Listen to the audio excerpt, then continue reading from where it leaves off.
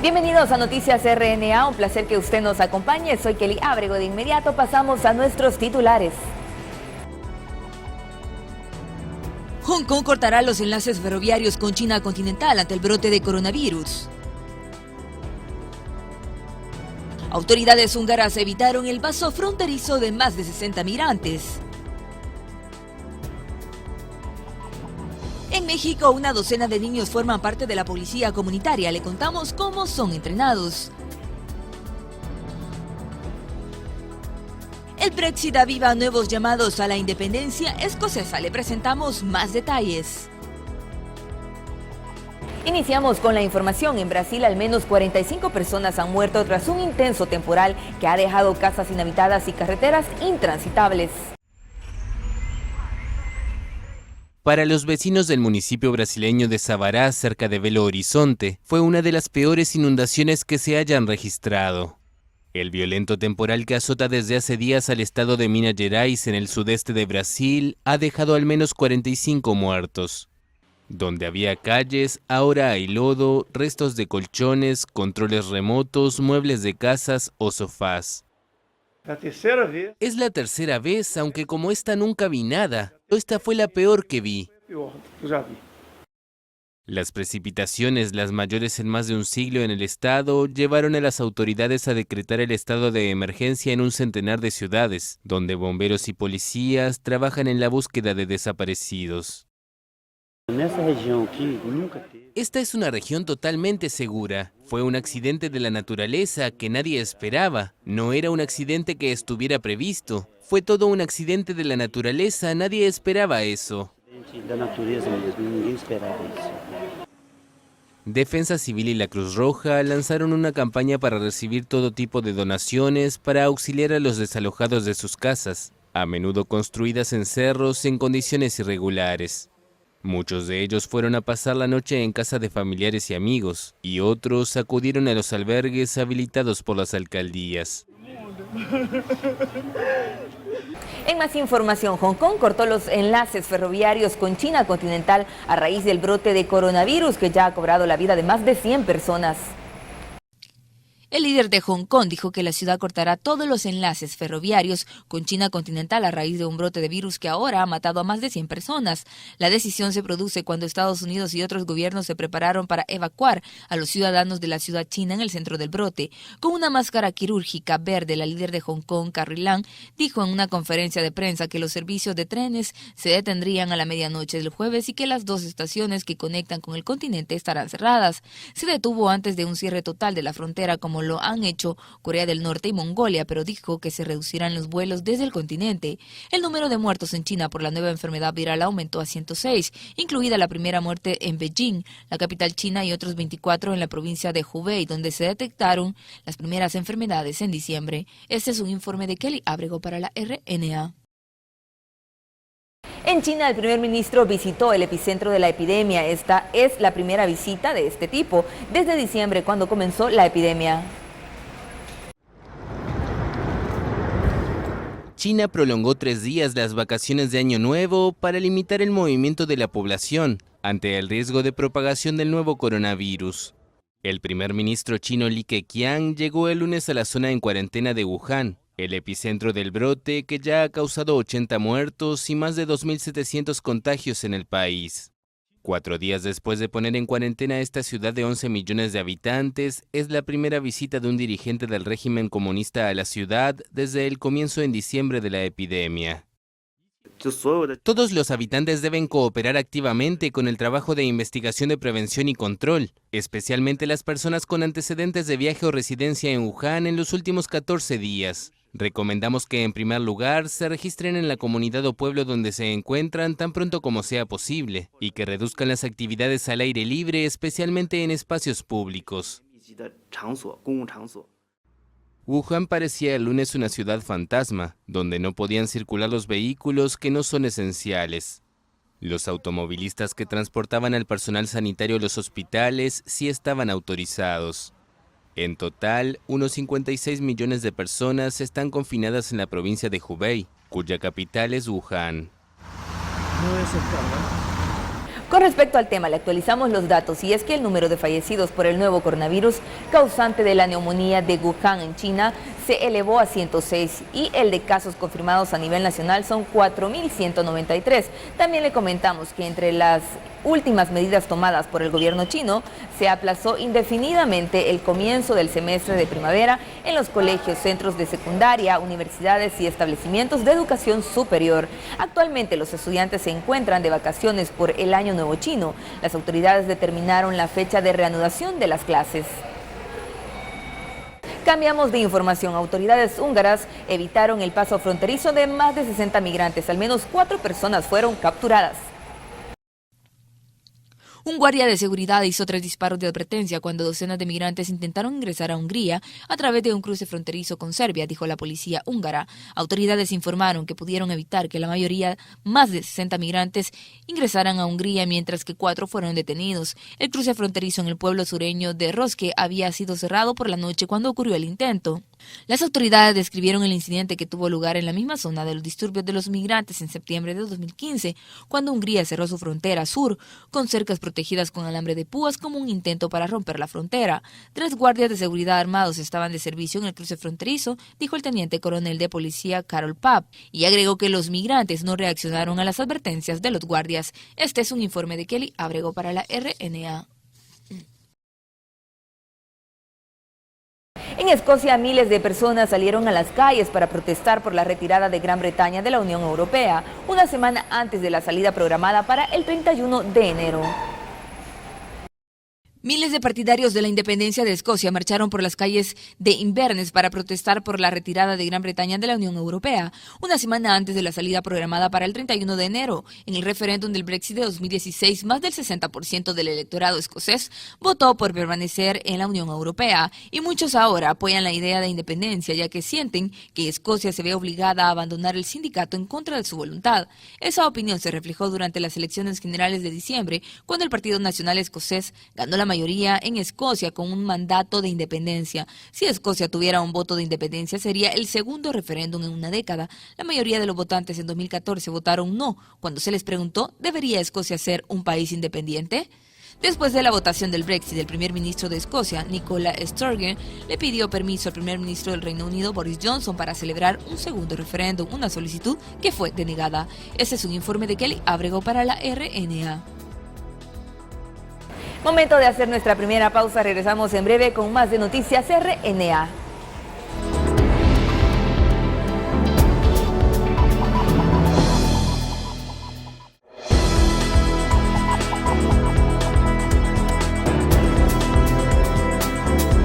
Usted continúa informándose con Noticias RNA. El segundo día de presentación de argumentos iniciales del equipo legal del presidente Donald Trump estuvo marcado por reacciones en el Senado sobre la posibilidad de que el ex asesor de seguridad nacional del presidente Trump, John Bolton, testifique en el juicio político.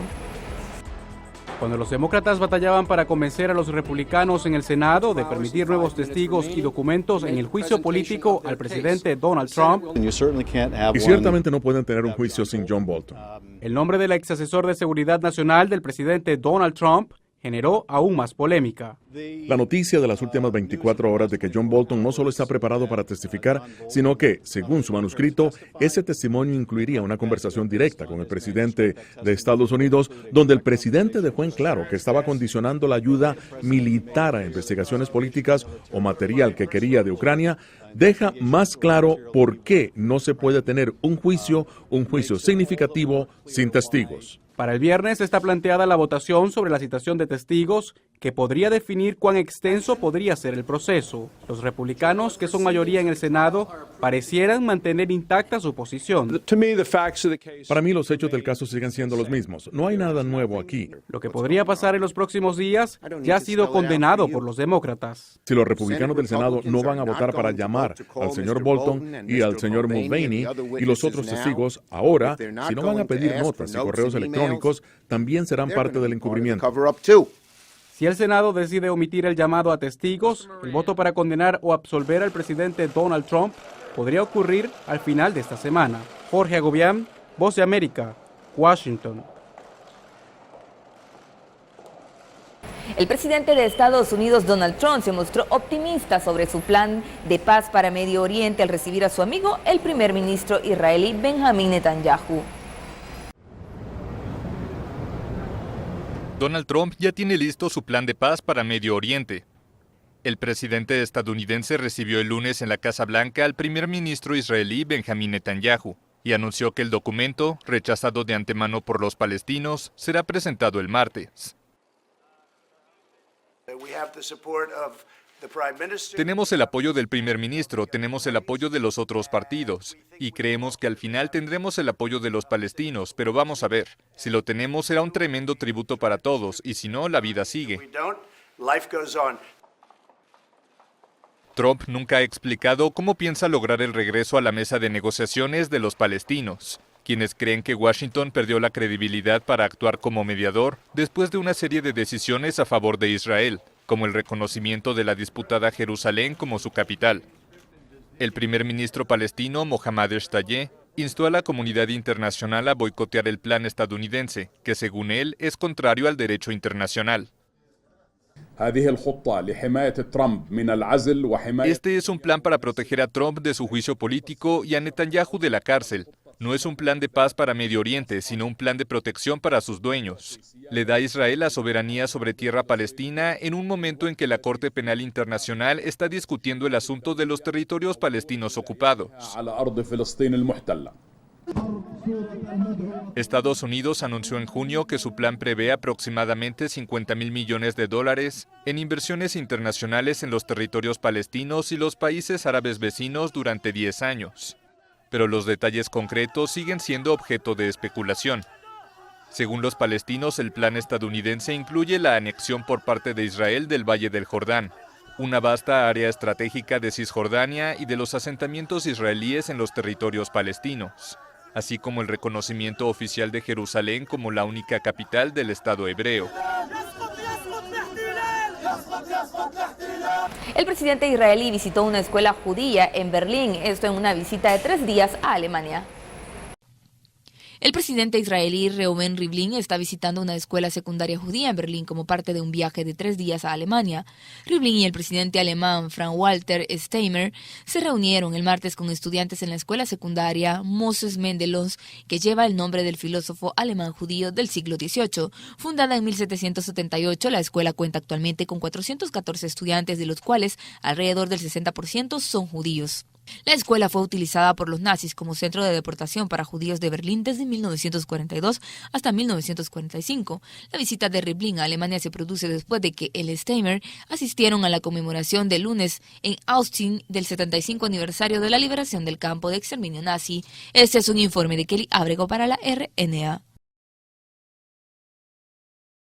Y miles de palestinos protestaron en la ciudad de Gaza antes del anuncio de la administración Trump de su plan de paz que se espera favorezca a Israel.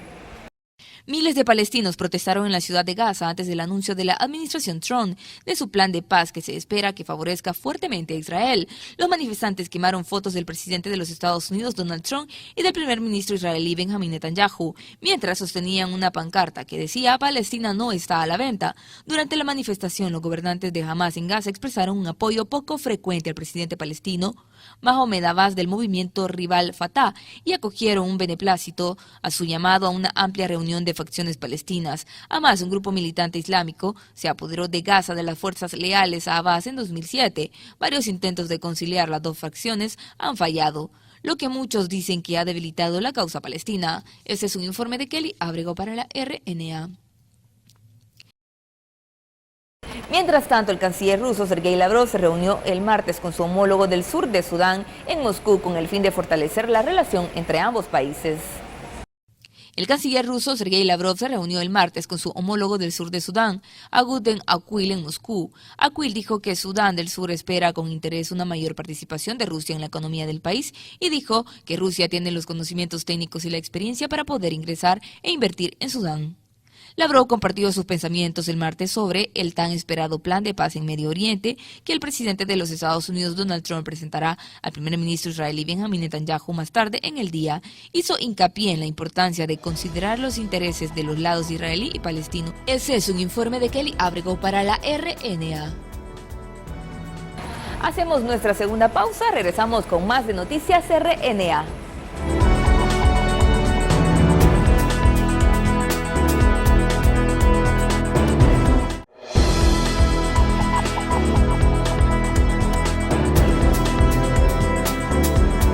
Gracias por continuar informándose con Noticias RNA. En México, específicamente en el estado de Guerrero, una docena de niños pertenecen a la policía comunitaria y son entrenados para el uso de armas 2 veces por semana.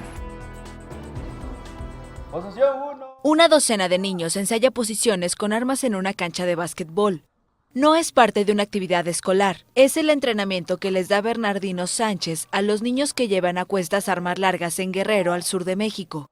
Son parte de la policía comunitaria que custodia 16 pueblos. La Coordinadora Regional de Autoridades Comunitarias de Pueblos Fundadores, CRAC-PF, que fue creada para hacerle frente al crimen organizado y cuyos 600 integrantes denuncian la indiferencia del Estado.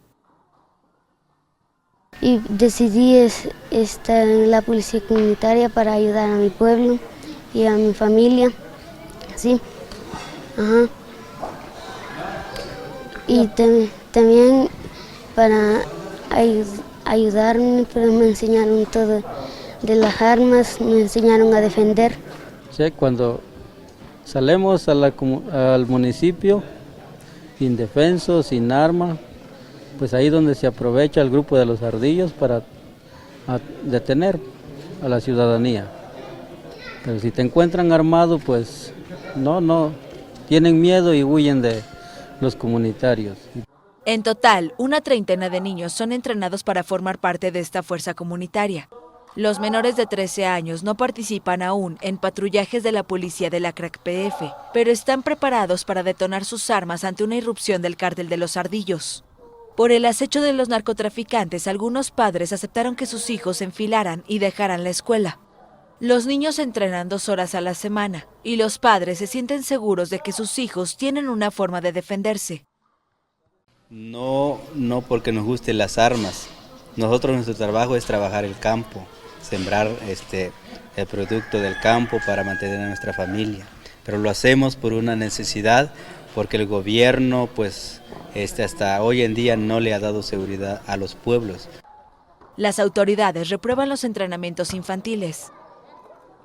Pues yo creo que hay indignación que se comparte, hay un gran enojo que es comprensible. Es nuestra obligación también hacer un llamado a que los niños, en los términos también de la propia Constitución de México, pues los cuidemos, ¿no? Entonces, el enojo, la irritación, por supuesto, el crimen colectivo que hubo, alevoso, cobarde, como lo he dicho, pero yo creo que es un momento también para hablarlo aquí mismo con el pueblo. Es la primera vez desde que asumió el cargo hace 4 años que el gobernador de Guerrero visita la zona para volver a criticar esa práctica y negociar con la CRAC-PF el levantamiento de los bloqueos de carreteras a varios pueblos, como el de Ayahualtempa, donde ocurre el entrenamiento infantil. En más información, resultados positivos augura la oposición a la gira del presidente interino de Venezuela, Juan Guaidó, por algunos países de la región y del continente europeo en busca de apoyo para generar una transición de gobierno en la nación sudamericana. Pese a que el gobierno de Nicolás Maduro le ha restado importancia al recorrido del presidente interino, la legisladora opositora Amelia Belisario afirmó que el periplo traerá como consecuencia un mayor empuje de países y organismos para que Nicolás Maduro acepte una negociación. Los dirigentes y representantes de estos países han venido ratificando su apoyo a la democracia en Venezuela, pero sobre todo a quienes representan los principios y los valores democráticos que son la fracción mayoritaria de la Asamblea Nacional, la legítima Asamblea Nacional presidida por el señor Juan Guaidó. Mientras algunos ciudadanos consultados por La Voz de América respaldan la gira internacional del presidente interino, otros aseguran que debería ser encarcelado. Porque él es el representante actual de la política venezolana a nivel mundial, porque el presidente que tenemos realmente no nos representa. Puede ser cancelado todas las cosas que ha hecho con Venezuela, los reales que le han dado a Estados Unidos, esas cosas las es malo ese hombre. ¿Entiendes? Entre tanto, Jorge Arreaza, canciller del gobierno en disputa de Venezuela, criticó que Guaidó haya pedido a la Unión Europea más sanciones contra su administración y aseguró que los venezolanos darán una respuesta contundente en las elecciones parlamentarias previstas para el año en curso. Álvaro Algarra, Voz de América, Caracas. Tenemos más información que compartir con ustedes en el siguiente resumen.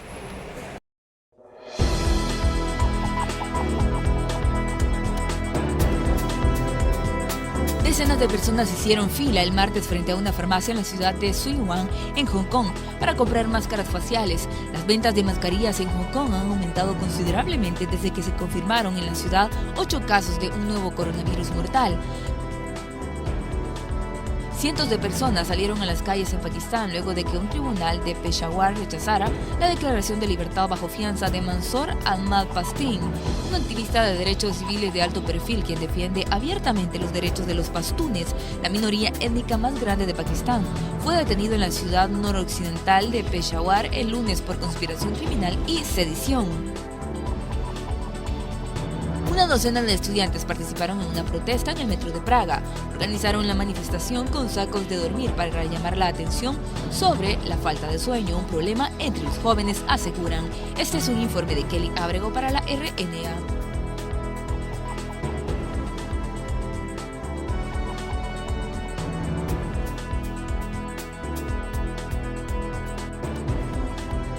Hasta aquí llegamos con la información. Gracias por habernos acompañado en una nueva emisión de Noticias RNA. Que tenga buen día.